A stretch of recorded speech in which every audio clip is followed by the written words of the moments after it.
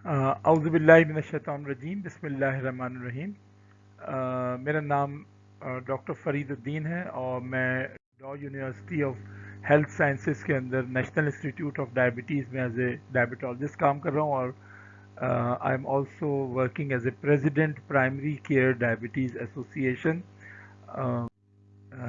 First of all, I'm very thankful for Firoz Sons Laboratories for inviting me to deliver a very important lecture of Module 12 of diabetic footwear for the protection and management of foot ulcers, especially in diabetic patients.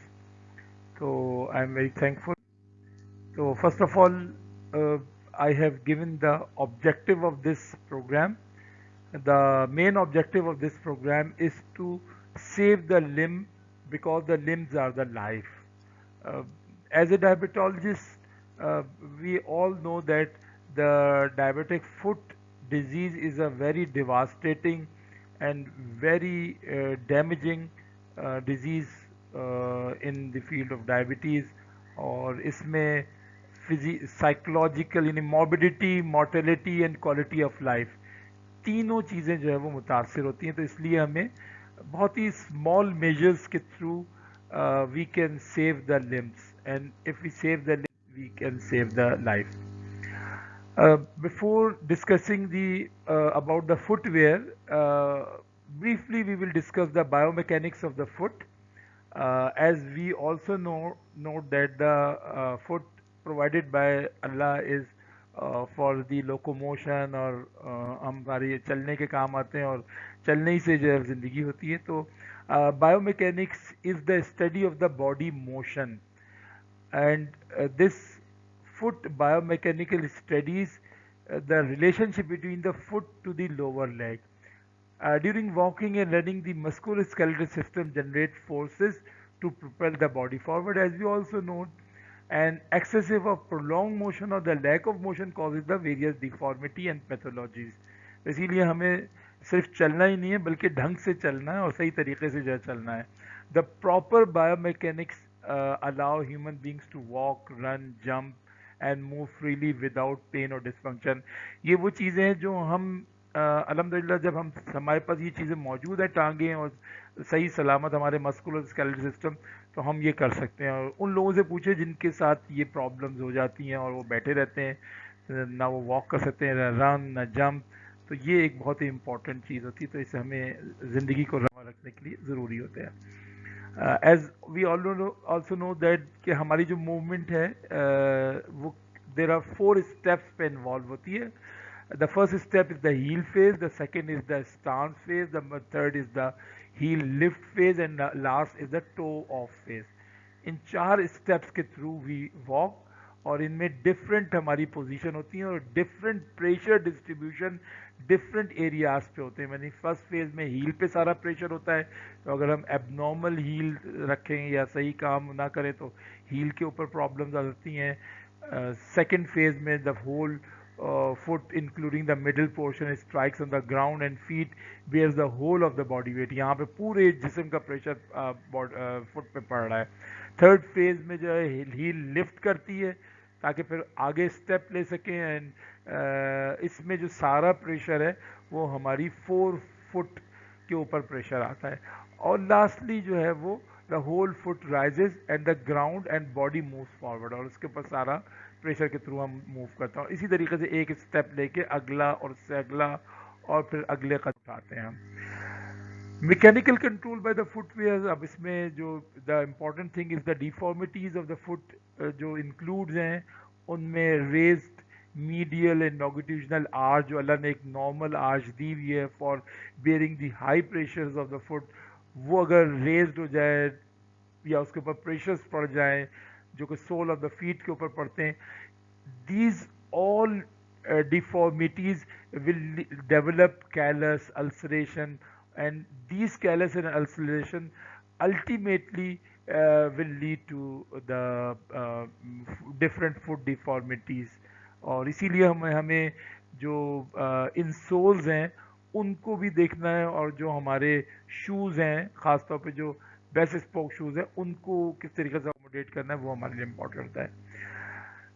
Mechanical control by the footwear एक बहुत बड़ा tool है हमारे पास जिसके ज़रिए हम बहुत सारे अल्सर्स को प्रिवेंट कर सकते हैं। द मोस्ट कॉमन जो न्यूरोस्कीमिक अल्सर्स हैं यानी कि जिसमें नर्व के साथ साथ अगर ब्लड सप्लाई भी फुट की कंप्रोमाइज़ है तो उसमें the first and fifth metatarsals के हेड और फिफ्थ मेटाटार्सल की बेस के ऊपर जो है वो अल्सर्स मोस्ट कॉमनली जो है वो हम एज ए डायबिटोलॉजिस्ट देखते हैं। और the patient should be advise to wear sufficiently wide and deep shoes to protect the vulnerable margin of the foot. यानी इन तीन एरियाज जो हाई रिस्क एरियाज हैं इनके ऊपर हमें ऐसे फुटवेयर का इस्तेमाल करना है ताकि ये इसको प्रोटेक्ट कर सकें, बचा सकें। This is a very important slide. अगर हम देखें तो इट्स अ साइंटिफिक, ये बड़ी ही वर्किंग के बाद यानी international working group for diabetic foot की जिसको हम IWGDF कहते हैं उनकी रिस्क कैटेगरीज बनाई हुई हैं और ये वेरी वेल वैलिडेटेड कैटेगरीज हैं जिसमें देर आर 4 रिस्क कैटेगरीज जिसमें ज़ीरो रिस्क यानी लो रिस्क वाला है ज़ीरो कैटेगरी, मीडियम रिस्क जिसमें 1 है, high risk 2 and 3 is the very high risk category. अब इन तीनों चारों कैटेगरीज के हिसाब से जो रिकमेंडेड है जो 2015 में IWGF ने क्लासिफाई करके कहा था कि अगर ज़ीरो ग्रुप है इसमें नो पेरिफेरल न्यूरोपैथी, इसमें हमें we have to see the once year साल में एक दफ़ा प्रॉपर डायबिटिक फुट एग्जामिनेशन कराना होगा और इसमें हम उनको पहले से ही मज़ीद आगे अल्सर को प्रिवेंट करने के लिए प्रॉपर फिटेड शूज़ हमें उन्हें प्रोवाइड करवाने होंगे। पेरिफेरल न्यूरोपैथी अगर डेवलप हो गई है तो ऐसे पेशेंट्स को ज़रा एवरी 6 मंथ पे हम मुआयना करवाएं और इनको हम मीडियम रिस्क कैटेगरी में आते हैं और इसमें भी प्रॉपरली फुटवेयर हमें देना है और उसकी कस्टम मेड यानी उसके जो बॉडी के जो शेप है, पैरों का शेप है, उसके हिसाब से उसके इंसोल्स और फुटवेयर डेवलप कराएं ताकि फिर फ्यूचर में डेवलप ना हो कोई ulcer. High risk category, this is slightly dangerous. इसमें there is a peripheral neuropathy with the peripheral arterial disease और sometimes in patient में foot deformity भी होती है and these patient should be examined by a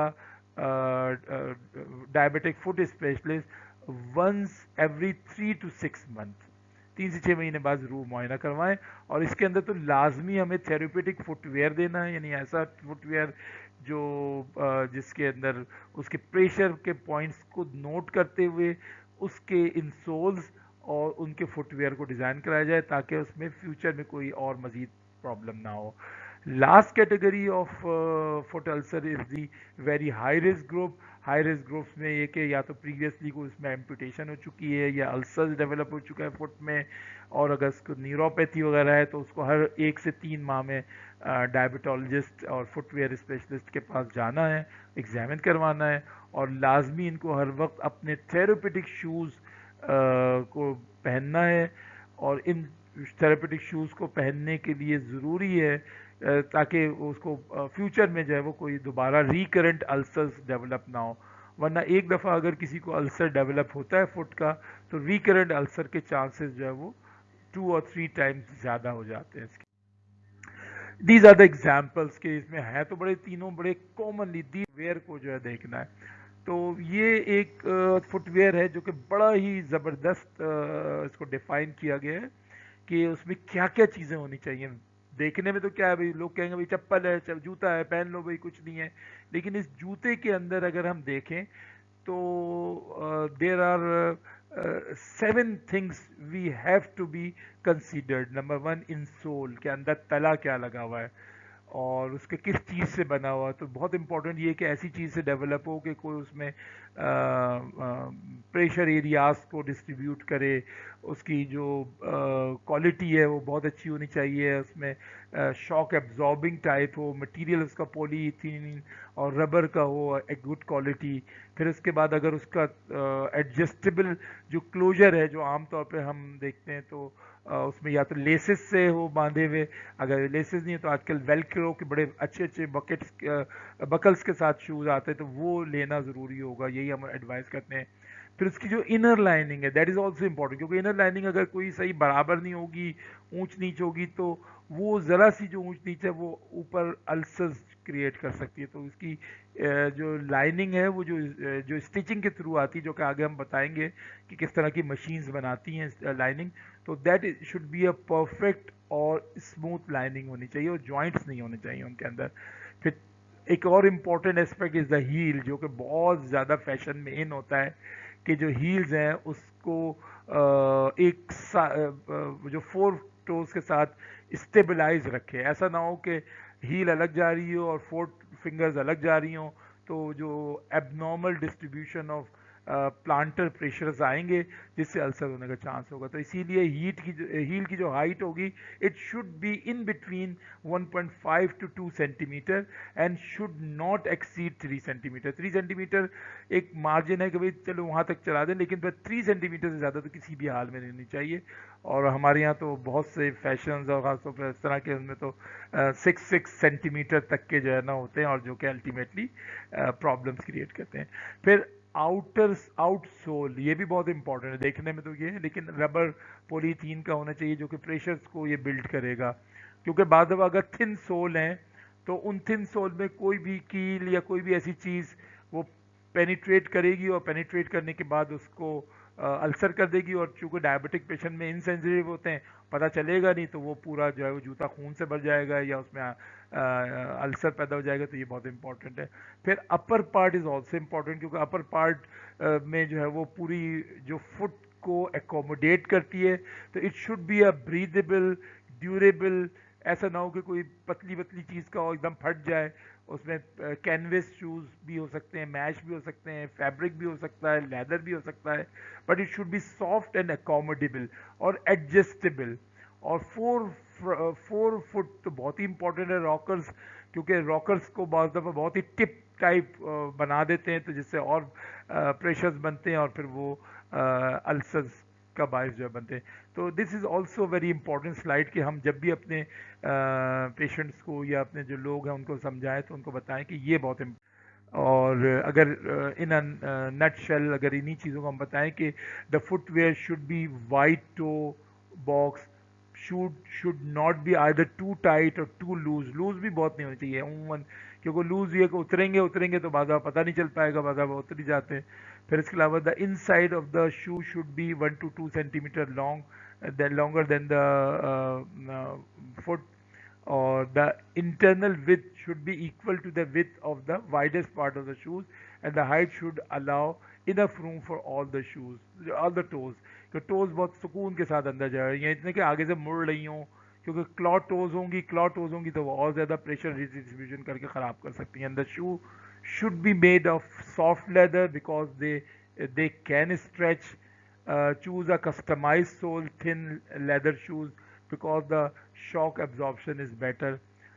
Tough but light weighted outer sole absorb the plantar pressure and the limit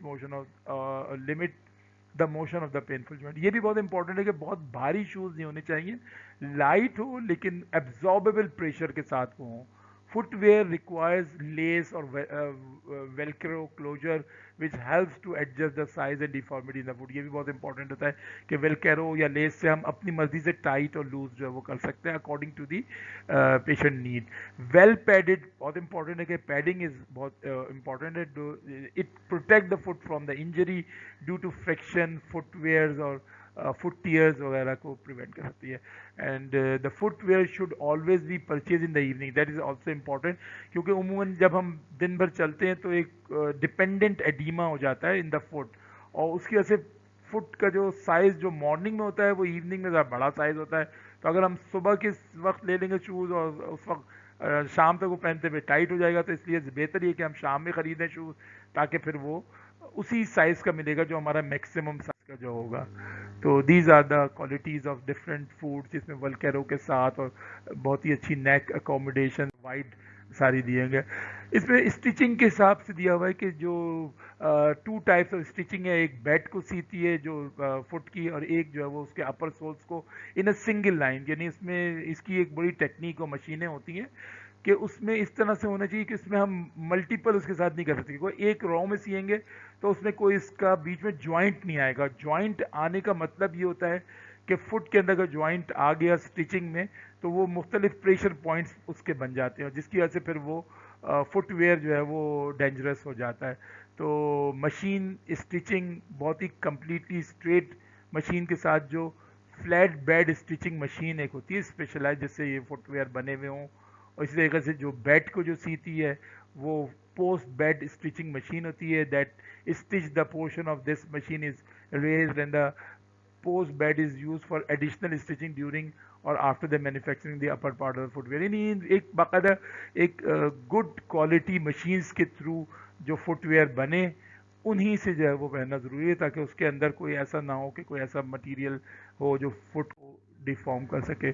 these are the different shoes हैं, जैसे golf shoes है या extra depth stock shoes हैं, और customise जो best stock shoes हैं, सारे के सारे इनके थ्रू यूज़ किए जा सकते हैं।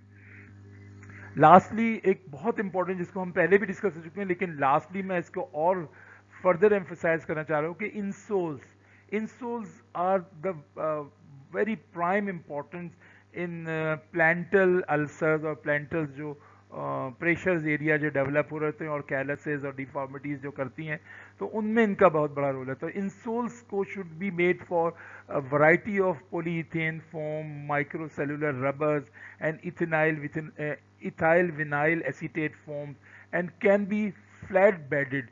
Usually one layer provided in stock shoes or molded. Molded insoles are usually made for 2 or 3 layers.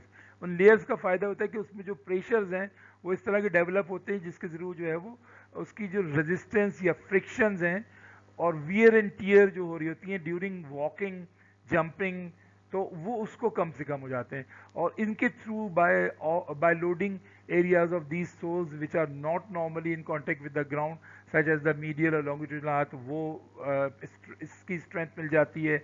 Extra cushioning और padding can be used to compensate for reduce fibro-fatty padding over the metatarsal heads, or silicone gel in plantar inserts can be used to reduce this shear and tear also, और इसके through भी जो है वो काफ़ी इसमें बेहतर आ जाती है। और इसी में केस स्टडी है कि एक टाइप 1 पेशेंट है जो कि 10 साल से डायबिटिक था और उसको रिकरेंट न्यूरोपैथिक अल्सर्स डेवलप हो रहे थे, और वो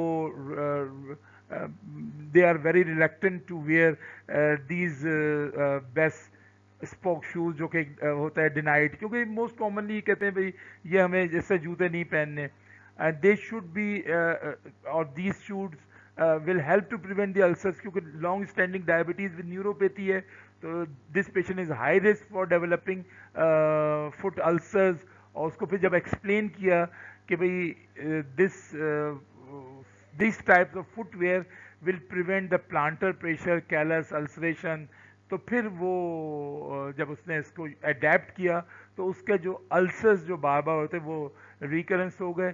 तो इसीलिए काउंसलिंग इज़ वेरी इंपॉर्टेंट, कि हमें अपने मरीजों को बताना है कि ठीक है फैशन एक अपनी जगह पे है, लेकिन सबसे बड़ी चीज़ जो है वो सेहत होती है, तो सेहत इज़ ऑल्सो इम्पॉर्टेंट। तो इसलिए जो है वो उसको बताया जाता है। उमूमन जो हमारे मरीज़ हैं हमारे पास यही आके सवालात करते हैं, क्या वजूहत होती है कि क्यों नहीं वो जो थेरेपेटिक फुटवेयर इस्तेमाल करते हैं, क्योंकि वो कहते हैं भाई फैशनेबल नहीं है, अजीब से लगते हैं, बुरे लगते हैं, बहुत भारी भारी होते हैं, एक्सेप्टेबल अपीयरेंस नहीं होती है। बाद लोग ये भी कहते हैं कि भाई ये बहुत ज़्यादा महंगे पड़ जाते हैं, excessive time to receive shoes, कि आज ऑर्डर दिया महीने भर बाद मिलेगा, तो उन्हें फ़ौरन चाहिए, लिमिटेड कलर्स, स्टाइल्स, मटेरियल्स, ये सारी की सारी चीज़ें होती हैं। तो इसीलिए उनको काउंसिल करना है कि देखिए इम्पॉर्टेंट तो है अब आपकी सेहत के लिए, अब तो बहुत सारे लोगों ने बड़े नए नए फैशन के थेरेपेटिक फुटवेयर्स बना दिए गए हैं, तो इसीलिए उनके साथ साथ जो है वो हमें देखना गया है। It is better to compromise on design issues pair of shoes which are suboptimally will worn by the particular. बड़ी अच्छी सेइंग है कि जाहिर बात है कि हम बहुत अच्छे शूज़ लेके आ जाएं, लेकिन फुट की प्रॉब्लम इतनी आ जाए कि फुट काटने की नौबत आ जाए और फुट वार्डरोब में ही पड़े रह जाएं और पहनने की नौबत भी ना आए, तो इससे बेहतर है कि आप ऐसे शूज़ पहने कि जो आप पहनते भी रहें और आपको कोई फुट की प्रॉब्लम ना आए। तो इसीलिए फुट के वेयर गाइड बहुत इम्पॉर्टेंट है। इसीलिए ये पूरा जो 12 मॉड्यूल है, इसीलिए मकसद किया गया है कि ताकि हम अपने जो लोग हैं, पेशेंट्स हैं, उनको ये बताएं कि फुटवेयर जो है वो बहुत इम्पॉर्टेंट पार्ट है। और सिर्फ फुटवेयर ही के ज़रिए जो है हम बहुत सारे जो डायबिटीज़ रिलेटेड जो फुट के इश्यूज हैं उनको हम एड्रेस करके जो है वो प्रिवेंट कर सकते हैं। इसमें वही सारी चीज़ें हैं कि बहुत हाई हील शूज़ ना हो, इनर ठीक हो, लाइनिंग उसकी सही हो, सही टाइम पे उसको हम अपने शूज़ की चॉइसेस करें। नए शूज़ जब भी लें तो उसको बहुत देर तक ना पहने, थोड़ी 1 घंटा पहना फिर उतार दिया, इस तरीके से लॉन्ग टाइम पे ना पहने, आहिस्ता आहिस्ता ताकि अकोमोडेट हो जाता है। सॉक्स ज़रूर पहने इसके साथ साथ। तो दीज आर द